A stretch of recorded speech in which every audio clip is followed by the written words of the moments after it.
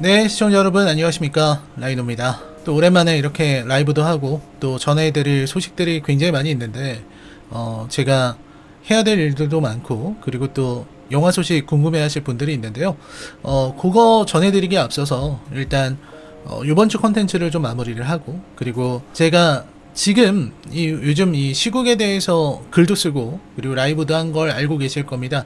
지금 이 시국 이야기가 다 끝났죠. 뭐 탄핵 가결이 됐으니까 사실상 어느 정도 마무리되고 우리도 일상으로 돌아갈 수 있는 그런 상황 아니냐, 이렇게 생각하시는 분들이 많을 것 같고, 저도 일정 부분은 동의합니다. 물론 이게 다 끝난 건 아니지만 대신 이미 한번 입을 열었으니까 이 시국 이야기 조금 길어질 수 있는데, 하고 싶은 얘기들 그냥 다 하고, 영상 올릴 거 그냥 다 올리고, 그리고 다시 일상으로 돌아가서 영화 리뷰라든지 제가 내야 될 책이라든지, 그리고 우리 영화 인격살인의 개봉 계획 이 부분 말씀드리면서 진행을 하도록 하겠습니다.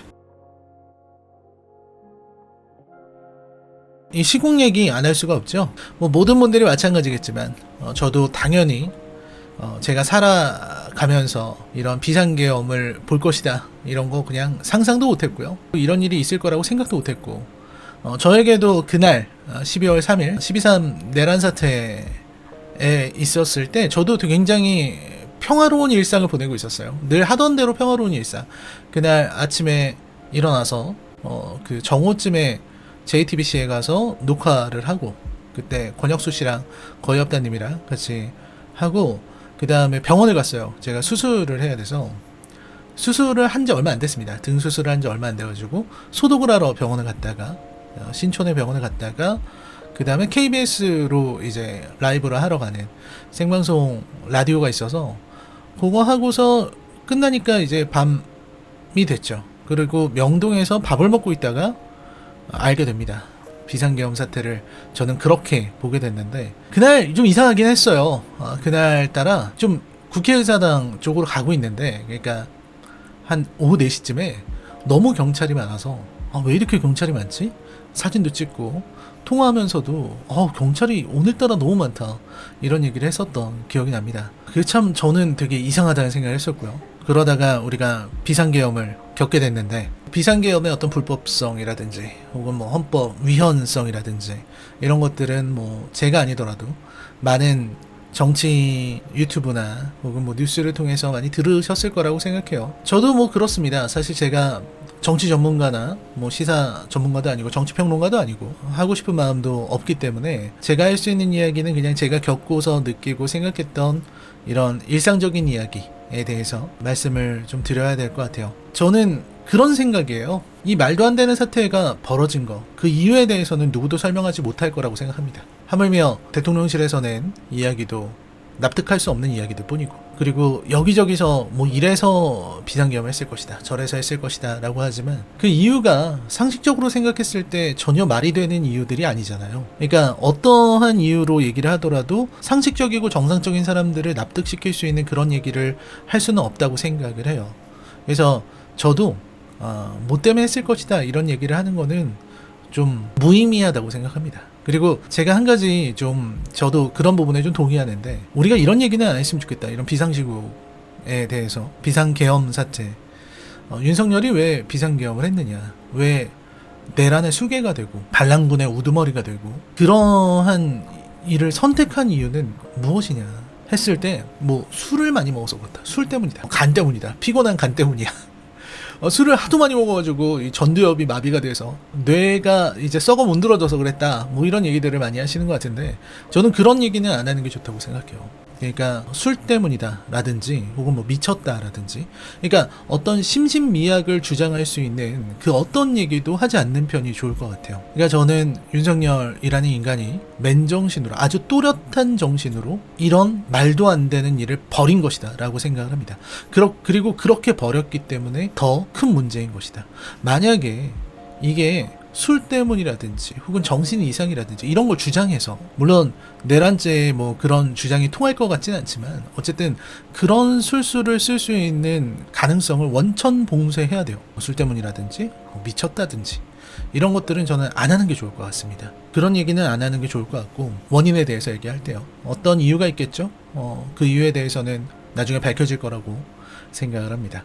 근데 저는 그 이후가 더 좀 기가 찬 것 같아요. 그러니까 감히 평시에 비상계엄을 선포하고 그 비상계엄 선포 이후에 병력이 감히 국회로 들어가는 이 상황에 대해서 너무나도 충격을 받았지만 그 이후에 이제 군인들이 나와서 이렇게 뻔뻔하게 구는 모습을 보고 저는 뭐 서울의 봄 이런 영화들 안 보나 그 사람들? 그러니까 하나회가 일으킨 그런 어떤 군사 쿠데타를 안 봤나? 불과 1년 전에 서울의 봄을 통해서 우리가 쿠데타가 어떤 식으로 형성이 되고 그 다음에 서울에 어떤 식으로 병력이 들어오게 되고 이런 것들을 우리 모두가 알게 됐는데 근데 그거를 똑같이 같은 방법으로 같은 실수를 한다는 게 저는 좀 이해가 안 됐어요. 그리고 사실 서울의 봄에서 여러분들이 뭐 감동했거나 혹은 뭐 명장면이라고 생각하는 부분들이 있겠지만 저는 최고 명장면은 그 이태신이 광화문으로 들어오면서 이순신 장군 동상을 보는 장면이라고 생각합니다. 사실 역사 속에 이태신의 모티브라고 하면 장태환 소장인데 장태환 소장은 실제로 그렇지는 않았거든요. 그러니까 이태신이라고 하는 인물은 감독의 어떤 의도, 감독의 바람 이런 것들을 가장 많이 반영한 그런 캐릭터라고 볼 수 있을 것 같아요. 근데 그 캐릭터가 이제 들어가면서 이순신 장군 동상을 봤다는 거는 저는 굉장히 큰 의미가 있다고 생각해요. 우리 충무공 이순신이 어떤 분입니까? 그야말로 충정의 상징이잖아요. 군인 정신의 저는 상징적인 인물이라고 생각해요. 대한민국 역사에 그 어떤 군인과 비교해도 이순신 장군만큼 군인 정신으로 가득 찬 사람은 없었다. 그리고 다수의 외적을 상대로 압도적인 전과를 올렸던 부분들, 그런 어떤 충격무쌍한 부분이 이순신 장군의 위대한 점이거든요. 나라를 지킨 이순신 장군의 동상을 보면서 이태신이라는 인물이 어떤 생각을 했을까? 그거를 관객의 입장에서 생각하게 만들잖아요. 그게 저는 정말 압도적인 연출이었다고 생각해요. 아래에서 올려다보는 이태신, 정우성의 얼굴과 그리고 이순신 장군 동상의 모습, 이게 스쳐가면서 저는 군인 정신이란 게 뭐지? 군인이라는 건 뭐지? 이것에 대해서 많이 생각해 보게 되는 그런 작품이었다고 생각합니다. 그런 장면이었고요. 근데 저는 국회 현안 질의할 때 쭉 앉아있는 이 내란의 공범들이죠. 정확히는 뭐 그냥 내란죄를 저지른 사람들이죠. 그 똥별들, 반란군들 앉아있잖아요. 근데 그런 그들이 보여주는 그런 뻔뻔한 모습들, 이런 거 보면서 정말 좀 답답했습니다. 부끄러움조차 없구나. 그 어떤 군인도 어떤 군인 정신, 뭐 혹은 나라를 지킨다든지 국민을 위한, 이 민주주의 국가에서 국민들을 위한 군인이라는 그런 어떤 최소한의 자각도 없는 사람들이 앉아있구나 하는 생각이 들어서 너무나도 열받았습니다. 제가 늘 하는 말이지만 타노스도 지면 가루가 되어 사라집니다. 자기가 실패하거나 패배하면 그 패배의 책임을 지고 납작 엎드려서 벌을 받는 것, 그것이 저는 책임 있는 자세라고 생각해요. 근데 끝까지 거짓말하고 끝까지 자기들은 죄가 없다고 말하려고 하는 그런 모습들이 정말 저는 너무 안타까웠고요. 그리고 마찬가지로 내란의 힘이라는 말을 듣고 있는 국민의힘 정당 같은 경우도 이런 사태에서 윤석열을 옹호하는 듯한 모습을 보인다든지 하는 부분들이 그냥 국민의 한 사람으로서 너무나 가슴이 아프고, 이 역사가 반복되잖아요. 사실 역사라는 게 반복된다라는 말을 이런 견지에서 하게 될 줄은 몰랐는데, 비상계엄이 반복되고 이런 일들이 반복되는 걸 보면서 전 진짜 너무 안타까웠어요. 타락한 정치인들이 가득한 세상이구나 라는 생각을 했습니다. 그래서 우리가 영화를 만드는 게 그렇잖아요. 서울의 봄에서 마지막에 우리를 가장 열받게 했던 것은 그 하나회 장교들의 사진을 딱 걸어놓고 이 인간들이 얼마나 호의호식하고 잘 살았는지 이거를 보여준 거잖아요. 그걸 보면서 우리가 정말 열받잖아요. 그리고 그 영화의 목표는 주홍글씨를 남기려는 데 있어요. 어떤 놈들이 역사의 증인이었고 어떤 놈들이 역사의 범죄자였고 그 범죄자들이 얼마나 벌을 안 받고 잘 살고 있었는지, 그걸 가지고 우리에게 알려주고 그걸 역사의 어떤 증거로 남기려고 하는 그런 노력을 했단 말이에요. 근데 그런 노력을 하고 있음에도 불구하고 이런 일들이 벌어지는 거 정말 너무너무 안타까웠습니다. 진짜 이래도 되나 하는 생각들이 좀 많이 들었어요. 그리고 좀 더 뭐 많은 말씀을 드리겠지만, 저는 이번 시국을 이렇게 쭉 겪으면서 시위 집회에 나갔을 때 정말 많은 분들이 이렇게 알아봐 주시고 하셔서 너무 감사하고 그런 부분도 있었지만 그분들의 행렬에 방해가 되지 않기를 바랐고요. 저는 그동안 많은 집회를 나갔었지만 이번 집회는 정말로 특별했다고 생각해요. 그러니까 많이 바뀌어요. 저는 한 지난 20년 동안의 집회들을 좀 기억하고 있는 사람인데, 많은 것들이 변하는구나, 많은 것들이 변하고 집회의 모습도 변하고 나오는 사람들의 모습도 변하는구나, 그런 생각을 많이 했습니다. 근데 그 중에서도 이제 가장 크게 감동을 받은 것은 결국은 국민의힘으로, 국민의힘, 그러니까 또 이 정당 이름이 진짜 절묘하긴 해. 아무튼 국민들의 하나된 마음으로 이렇게 하겠습니다. 국민들의 하나된 마음으로 이 사태를 이겨낸 거잖아요. 내란이 발발했을 때 그때 국회로 달려왔던 국민들, 그리고 탄핵 가결될 때 여의도로 뛰어와준, 그리고 모두가 나와서 여의도에서 윤석열 탄핵을 외쳤던 그분들이야말로 이 나라의 영웅들이다 라는 생각을 정말로 많이 했습니다. 왜 그러냐면, 전 뭐 이건희 회장을 그렇게 좋아하지 않지만 이건희 회장이 했던 말 중에 굉장히 일리가 있는 말이 있다고 생각해요. 우리나라는 기업은 2류고 관료는 3류고 정치는 4류나 5류다, 뭐 이렇게 얘기를 했잖아요. 되게 맞는 말이라고 생각하거든요. 관료는 3류 맞는 것 같습니다. 기업은 2류, 뭐 그럴 수 있죠. 정치는 저는 그 타락한 쓰레기들이 가득한 쓰레기장 정도밖에 안 된다고 생각해요. 그리고 저는 뭐 사실 솔직하게 얘기하면 저는 뭐 정치인들을 그렇게 좋아하지 않습니다. 그게 국민의힘이든 민주당이든 뭐 개혁신당이든 조국혁신당이든 혹은 뭐 진보당이든 기본소득당이든 뭐 어쨌든 간에 저는 그렇게 정치인들 자체를 그렇게 좋아하지 않아요. 정치인들은 조금 더 채찍질 당해야 되고 더 잘하라고 욕을 먹어야 되는 사람들이라고 생각합니다. 근데 그런 쓰레기장밖에 안 되는 4류 5류밖에 안 되는 정치를 우리는 가지고 있지만, 사실 민주주의라는 게 우리가 모두가 알고 있는 거잖아요. 민주주의에서 주권은 국민에게 있고 모든 권력은 국민으로부터 나오는 것이기 때문에 사실은 정치를 하는 주체는 우리 국민이거든요. 그러니까 우리가 다 같이 정치를 해야 되지만 우리 각자가 해야 될 일들이 너무 바쁘고 그러다 보니까 정치는 정치인들에게 우리가 우리의 권력을 위임했죠. 그런 부분에서 생각을 해보면 결국은 이 쓰레기 같은 정치인들이 가득한 이 대한민국에서 3류밖에 안 되는 관료들과 2류밖에 안 되는 기업들이 있지만 결국 1류는 우리 국민들이다 라고 생각합니다. 저는 그거를 되게 여실히 느꼈어요. 얼마나 아름다운 일인가. 여의도에 모인 사람들이 그토록 아름답게 응원봉을 휘둘러요. 물론 저도 응원봉을 휘둘렀지만 그 응원봉이라는 게 의미가 나의 최애, 내가 가장 사랑하고 내가 가장 아끼는 그 멤버를 위해서, 그 가수를 위해서 흔들어주던 그 응원봉이잖아요. 나의 가장 아끼는 것.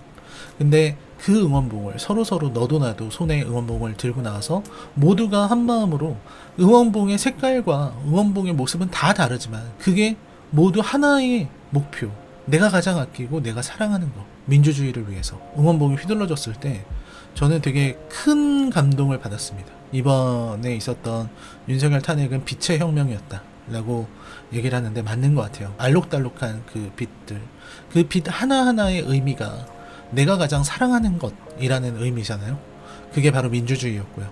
그 부분을 생각하면서 정말 큰 감동을 받았고, 그 외에도 이루 말할 수가 없습니다. 집회에 나가보면 너무나도 많은 사람들이 밝게 웃으면서, 그러면서도 강한 하나의 열망으로 민주주의를 위해서 기도하는 그런 모습들, 그리고 질서 정연한 그런 모습들, 예전처럼 경찰들이 차벽을 설치한다거나 혹은 방패를 들고 뭐 시위를 막는다거나 그런 일 없이 모두가 아름답게 정리되는 그런 모습들. 시위가 끝나고 나서 진짜 저도 사진을 여러 방 찍었는데요. 너나 할 거 없이 길에 있는 쓰레기를 주우면서 가는 시민들의 모습이 이제는 당연하게 느껴질 정도예요. 그러니까 이 정도로 성숙한 시민들이 있나? 이 정도로 성숙한 집회가 있을 수 있나? 우리가 생각하는 선진국들, 뭐 미국이라든지 이런데 집회하는 거 보면은 일단 때려 부수고 약탈하고 보잖아요. 시위대 나오면은 폭력 사태도 일어나고 상가를 약탈한다고요. 그런 일들이 벌어져요. 소요 사태처럼. 그리고 쓰레기를 버리려고 나오는 게 아니라 쓰레기를 주워가려고 나오는 이런 시민들이 있다는 게, 저는 우리들의 어떤 성숙한 국민들, 우리들 시민의식에 정말 높은 수준을 봤다고 생각합니다.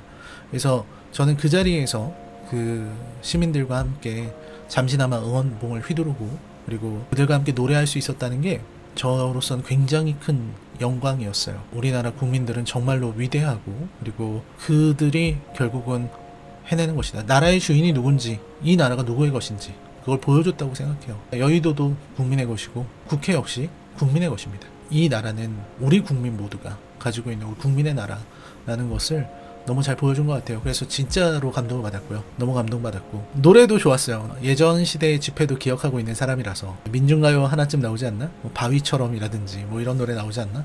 하는 생각을 했었는데 그런 거는 없었고 그게 없어진 지 꽤 됐어요. 몇 년 전부터 전혀 다른 노래들을 부르고 있는데 이번에 노래 선곡들이 저는 되게 좋았다는 생각을 했습니다.